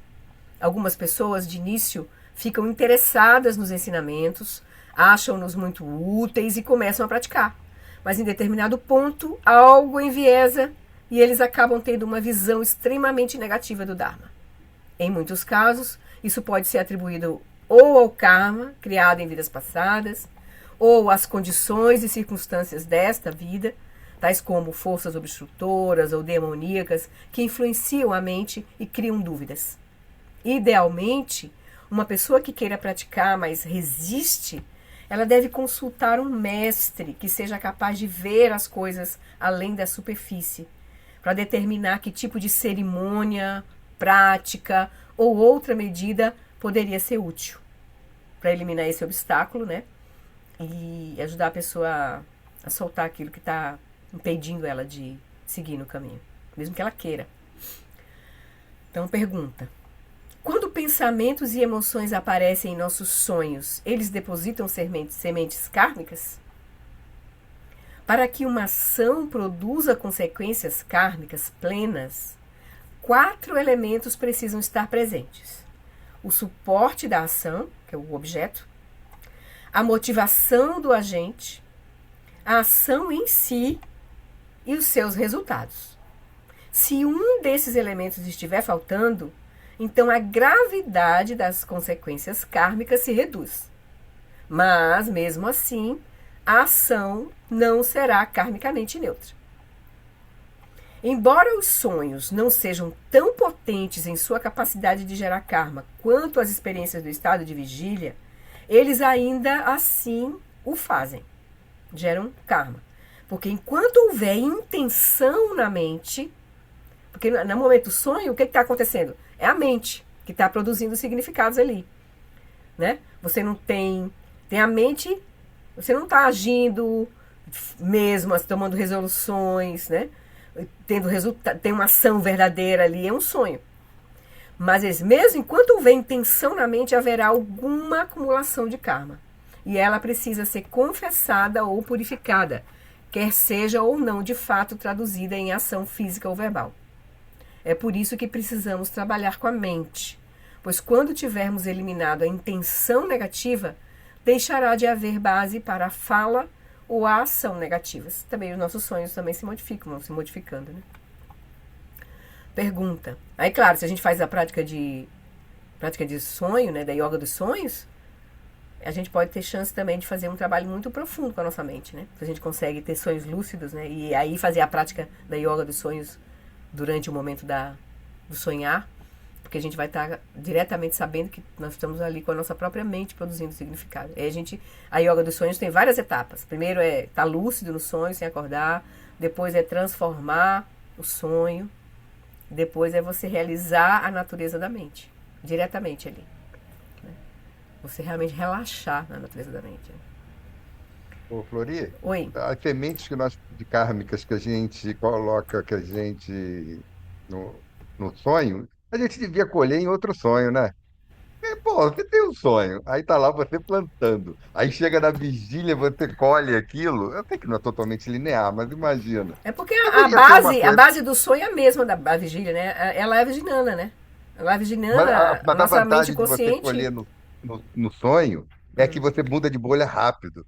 Quando você colhe na vigília, e aquilo às vezes fica remoendo, as coisas, consequências, acontece um problema, você, pô.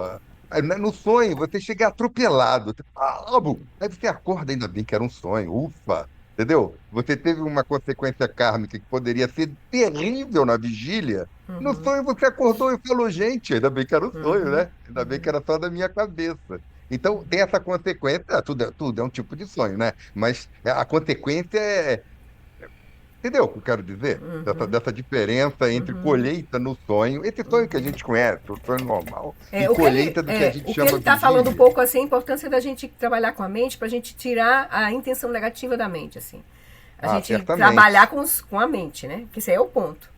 Porque na É, vigília, a gente sempre pode ter um pouco mais assim de falar, opa, esse pensamento tá meio esquisito. No sonho eu não tenho essa capacidade, entendeu? uhum. Eu não sei se vocês têm, né? Vocês têm sonho Não, suficiente para chegar e falar, não, não peraí, tenho, não. veio esse pensamento no sonho, o gatê, para sangatê, bodhissorra, não é tão fácil, né? Uhum, Porque você uhum. começa a treinar na vigília, você É, fala, opa, teria que ter primeiro a lucidez no sonho, né? Primeiro isso. teria Que a ter lucidez sonho às vezes lúcido. pode ser difícil na vigília, É. no No sonho eu acho que é caso, mais assim, difícil. exatamente, é saber que está sonhando, né? Sem acordar, Isso, sem acordar. exatamente. Então, aí, É o porque aí você primeiro fala, vamos passo. fazer a prática, vamos a gente fazer um voto de fazer a prática na vigília. Ah, agora vamos fazer um voto de fazer no sonho. Gente, vocês conseguem fazer chegar no sonho e É, falar, para isso já tenho prática? precisa ter decisão, precisa ter as condições, precisa ter o ensinamento, precisa ter O da as causas e vigília me parece, condições, né? As causas e hein? condições, né? Precisa ter as O causas da e condições. vigília parece ficar. Toda vez que eu tiver uma clecha, que pelo menos eu, né, tenho um toque para falar, não vou escalar e tal, vou ser menos Uhum. arrastado pela transparência, saiu da zona de conforto, o primeiro pensamento que vem, tô saindo da zona de conforto. Vou fazer sempre a porcaria do passado? Não, não, não, calma. Entendeu? Agora, no sonho, gente, é mais complicado. No sonho, Uhum. mas o sonho também tem a vantagem que acaba rápido. Você fez um É. problema no sonho, aí você acorda e fala, opa, então tá. Não sei, é só um. Valeu. Considerações. Tá bom, vamos lá, seguir para a última. Acho que essa é a última pergunta. Quer dizer então que todo sans... terminou aqui, né? Isso. Quer dizer então que todo samsara está realmente cheio de sofrimento?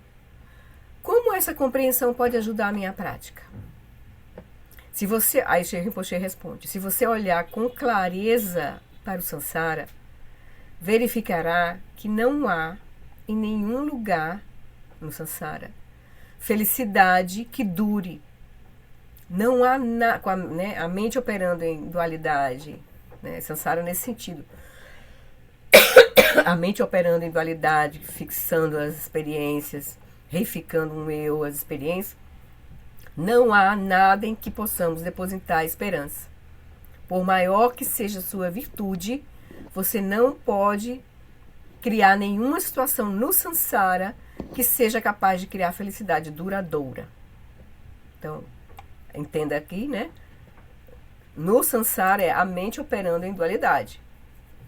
As pessoas, muitas vezes, se remexem quando ouvem isso. Sentem-se muito desconfortáveis. Mas precisamos refletir sobre isso, porque nos leva à compreensão de que o caminho espiritual, por mais difícil que seja, é nossa única saída. Ou seja, o caminho espiritual enquanto uma prática que realmente nos leve a desvelar a natureza da nossa experiência. Certo?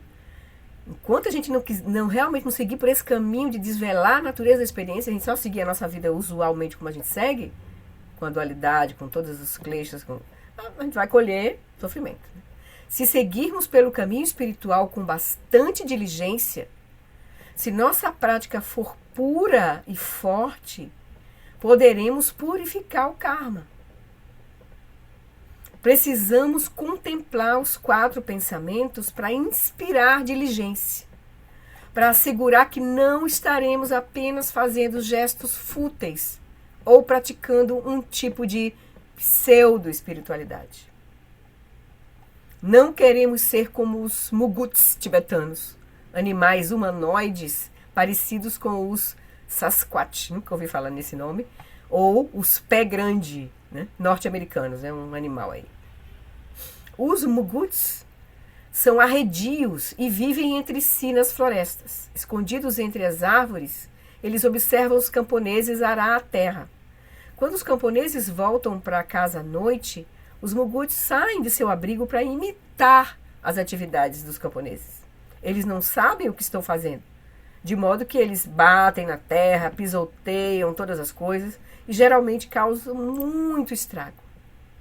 O que eles não fazem, os Muguts, é cultivar a terra. Então eles não sabem o que estão fazendo.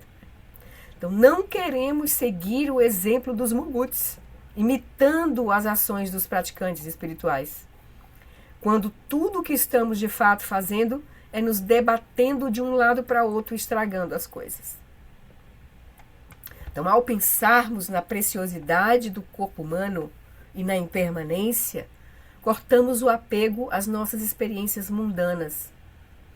Quando compreendemos que, independentemente de onde nasçamos no samsara, grandes dificuldades sempre surgirão e que toda felicidade será temporária.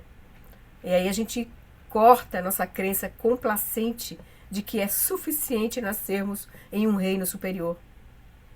Começamos a desenvolver a intenção resoluta de atingir a iluminação, em vez de nos contentarmos com um renascimento comum que apenas irá perpetuar a nossa confusão. Reflita sobre os 4 pensamentos, relaxe, reze, gere compaixão, renove o seu compromisso. Aquilo que ele nos ensinou a como a gente fazer, para a nossa prática ficar fresca, né? Viva, fresca. Reze para poder trabalhar sem cessar para liberar todos os seres dos ciclos de sofrimento, em especial aqueles próximos de nós. Reze para desenvolver a capacidade de liberar todos os seres, onde quer que estejam, no espaço da verdade da natureza absoluta. Havia um praticante magnífico em minha família, o Tulku Arik, um dos meus mestres mais estimados. As pessoas viajavam centenas de quilômetros apenas para olhar o lugar onde ele meditava. Até mesmo os comunistas chineses diziam: se você pratica o Dharma como ele, então está tudo bem. Ele, o Tulku Arik, possuía apenas aquilo que conseguia carregar nas costas e morava em uma caverna ou em uma pequena cabana de meditação. Sua prática era muito pura e simples. Dos 13 anos até o seu falecimento, aos 84, ele dormiu apenas 1 hora por noite, porque para ele era mais importante praticar do que dormir. Como professor, às vezes era bastante irado, contrapondo-se diretamente aos apegos e aversões dos alunos. Quando os alunos vinham até ele, durante os primeiros 4 anos, ensinava-lhes tão somente os 4 pensamentos. Exigia que eles compreendessem o significado e as consequências desses ensinamentos até que a mente se transformasse e a prática amadurecesse. Quando as pessoas imploravam a Tulku Arik para que desse ensinamentos mais profundos, ele dizia: este ensinamento pode não ser suficientemente bom para você, mas foi bom o bastante para os Budas. Eles meditaram durante anos para entender a verdade dos 4 pensamentos. Se este ensinamento não é suficientemente profundo para você, vá bater em outra porta. Se você realmente compreender os 4 pensamentos, quem relata muito sobre o Tulku Arik é Pátrio Rinpoche também, no livro Palavras do Meu Professor Perfeito, que é o livro sobre o Nondro, né? Se você realmente compreender os 4 pensamentos, então poderá meditar. Você vai estar pronto para meditar. Começar a meditar. Mas não pense que a meditação será um passeio no parque. Quando perguntaram ao grande yogi Milarepa se a sua prática era muito difícil, ele respondeu que era mais difícil do que carregar sal dos depósitos nas lagoas. Aí ele vai explicar aqui como é que é esse sal dos depósitos nas lagoas. Para transportar o sal no Tibete, as pessoas enchiam um couro molhado de iaque com sal úmido. Socavam até que o couro ficasse estufado. e então deixavam secar. Ao secar, o couro de iaque comprimia o sal ensacado, transformando-o em uma pedra maciça. Milarepa dizia que era mais fácil carregar essas pedras de sal montanha abaixo e acima o dia todo do que meditar. Se temos a intenção de ir além do karma e dos ciclos de sofrimento, temos que meditar com intensidade tremenda durante toda a vida. Precisamos entender, sem qualquer sombra de dúvida, que não há como nos desviarmos do karma, que não há nenhuma felicidade duradoura em qualquer parte do samsara, que o que nós humanos temos neste exato momento é a maior de todas as oportunidades e que ela é de curta duração. É como se tivéssemos caído de um precipício, agarrando-nos a um galho preso na rocha e estivéssemos pendurados no ar. Não temos tempo para perder, não temos tempo para fazer uma pausa para o café. Uma coisa é cair e morrer uma vez. Entretanto, quando caímos nos infernos, morremos continuamente. Ele diz aqui. Uma coisa é cair e morrer uma vez. Como, por exemplo, nós humanos, né? Assim. Entretanto, quando caímos nos infernos, morremos continuamente. A morte que acontece uma só vez é um luxo do ser humano. Se não valorizarmos esta oportunidade humana, não iremos usá-la antes que o galho ceda. Não negue a verdade dos 4 pensamentos. Eles podem ser duros de engolir, mas não fique se enganando. Reflita sobre eles. Contemple-os. Avalie o que eles significam e vivencie o que oferecem para a meditação. Eles são chamados os esteios da meditação, como os 4 pés de uma plataforma sobre a qual você se senta. São transformadores. Voltam a mente para o Dharma, para a verdade. E aí, ele finaliza. E vamos começar a parte 3. Refúgio e a Bodhicitta. Só para dar o gostinho, sabemos que a nossa contemplação dos 4 pensamentos foi eficaz se começamos a enxergar além da nossa experiência sansárica e a compreender que ela é desprovida de essência, que nada nessa experiência é confiável ou imutável. Com que então podemos contar? Onde vamos encontrar um âmago verdadeiro, uma essência verdadeira? Somente no Dharma sagrado, no caminho espiritual genuíno, vamos descobrir algo que tenha valor absoluto. Certo? Aí os 4 pensamentos se enquadram na categoria de ensinamentos introdutórios, chamados preliminares comuns a todas as tradições budistas. Embora constituam uma base fundamental para a prática do Dharma, eles não representam um passo formal no caminho budista, os 4 pensamentos. Para irmos adiante, precisamos assumir um compromisso que toma corpo no voto de refúgio. Esse é o primeiro portão de acesso à prática budista. Certo? Esse que ele fala de a morte ser um luxo para os humanos é interessante, né? É um aspecto interessante. Porque o ser no inferno, ele morre e volta. Parece o mito não do, tem, do a gente Prometeu. tem uma oportunidade prática durante a morte, né? Porque é um processo lento. Depois Além dela, além de ter essa oportunidade que talvez você consiga estabilizar na clara luz, mas tem pelo menos que você muda de bardo. Aquela situação que... Dependendo do que acontece aí nesse meio de campo. Mas você muda. O outro lembra pode ir para os infernos, né? Sempre pode, mas pode não ir. Mas quando você já está no inferno, entendeu? Parece que Prometeu. Prometeu chega. Também Prometeu tinha roubado lá. Quer dizer, roubaram.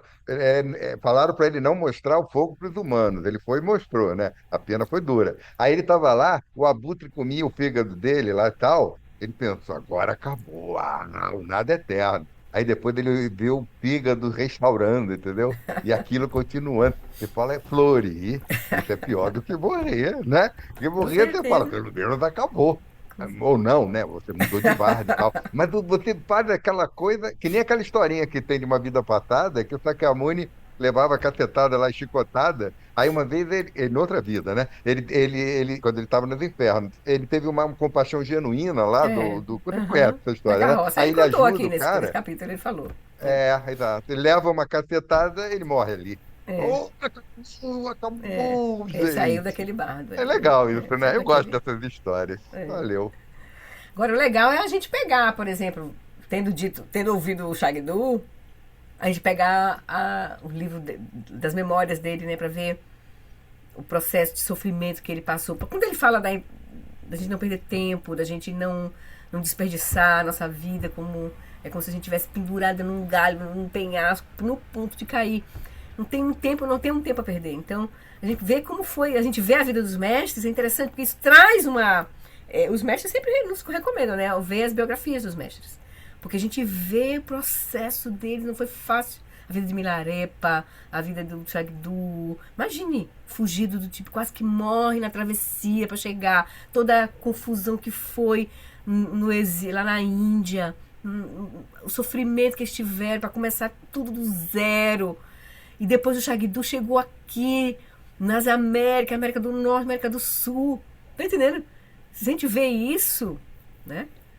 É muito interessante. Gera inspiração, né? Entusiasmo para nossa prática, né?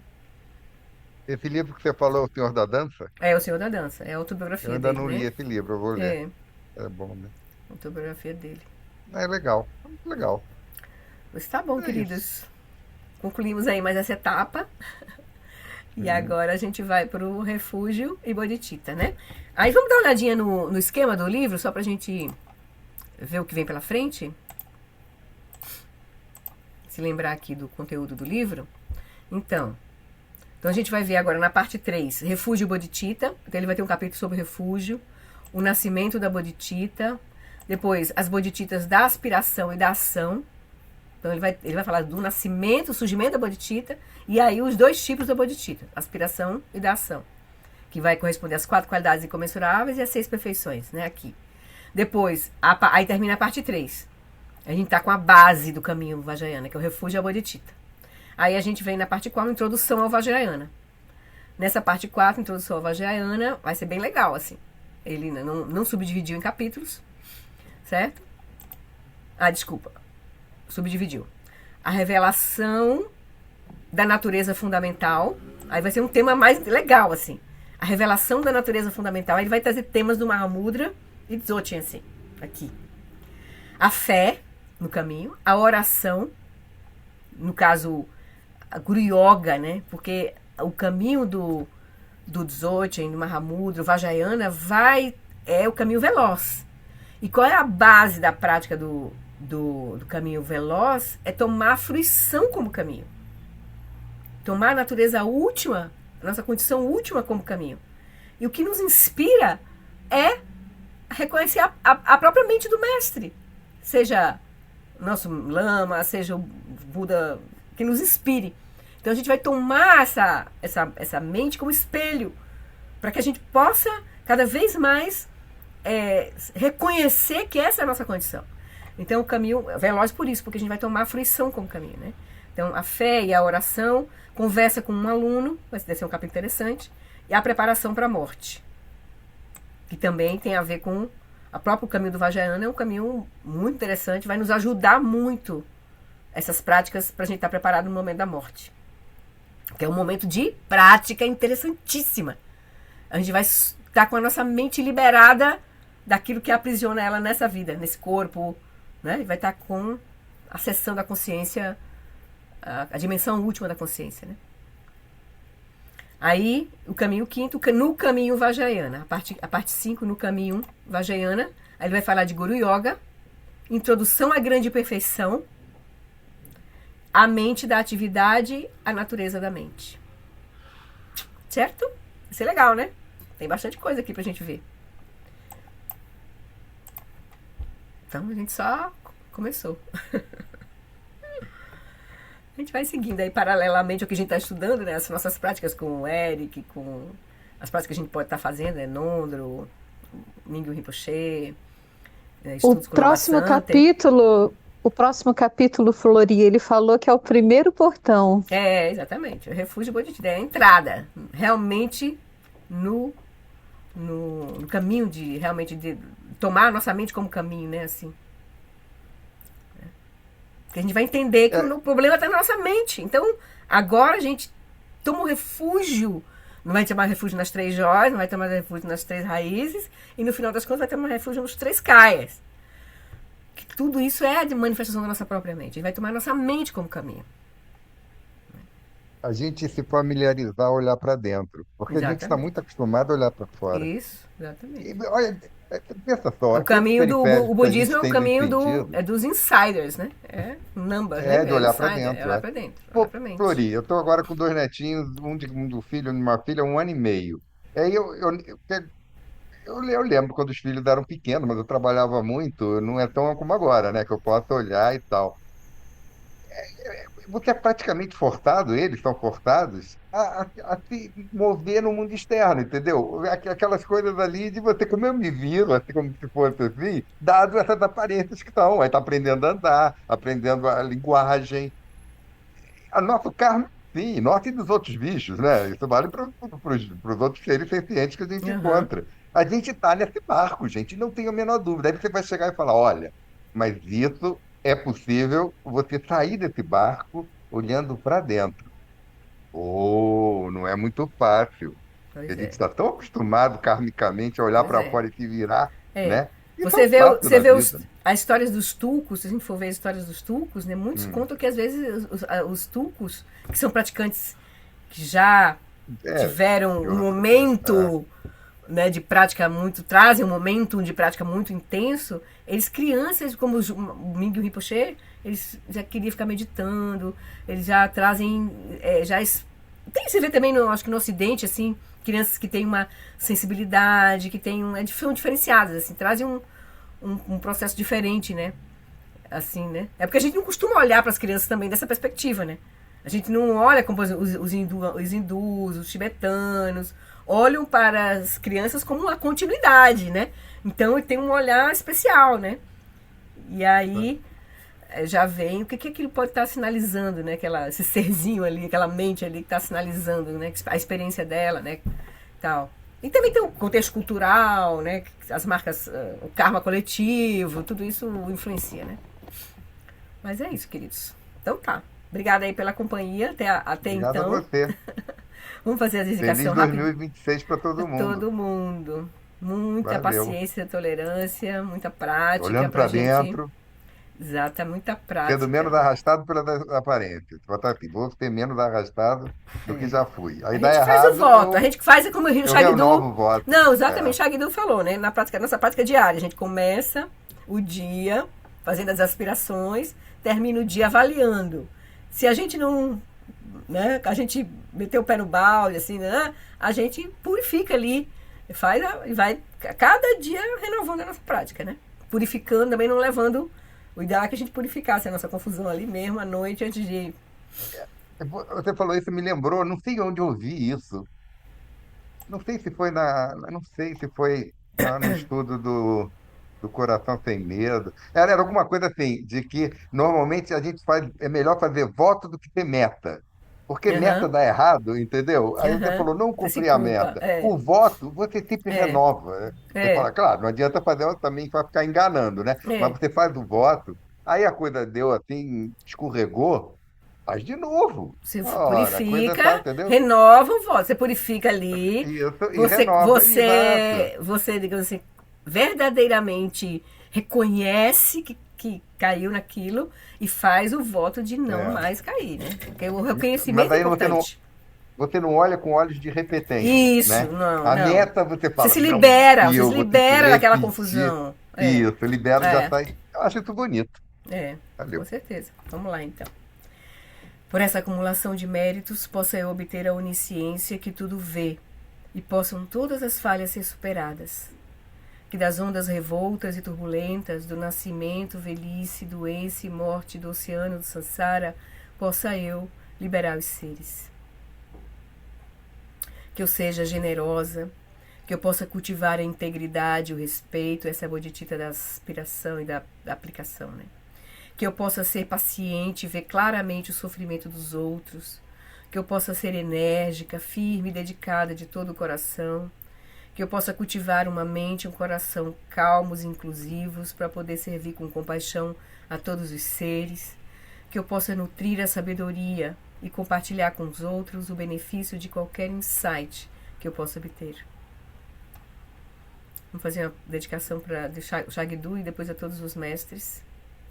Padmasambhava, que alcançou o Kaya da imortalidade, por meio do conhecimento, do amor e do poder da Assembleia Infinita das Três Raízes, que a emanação suprema do poderoso Senhor da Dança tenha uma vida estável e leve suas atividades iluminadas à perfeita consumação. Que os ensinamentos do Senhor Buda, a única fonte de felicidade e benefício, possam continuar neste mundo por muito tempo. Que as vidas dos que sustentam os ensinamentos do Buda, todos os nossos mestres, possam ser tão estáveis quanto um estandarte da vitória. Por essa virtude, possa eu rapidamente realizar o Dharmakaya, o Lama Jodhyana, e possa eu conduzir todos os seres, sem exceção, a esse estado de realização. Gewadi Nirda, Organ Lama Drugyune, Droatikya Malupa, Deisala Gopa, Show. Então, queridos, obrigada. Beijo, obrigada. Boa semana para todos. Próxima terça a gente segue. Beijo, queridas. Tchau, gente. Tchau, boa noite. Valeu. Obrigada.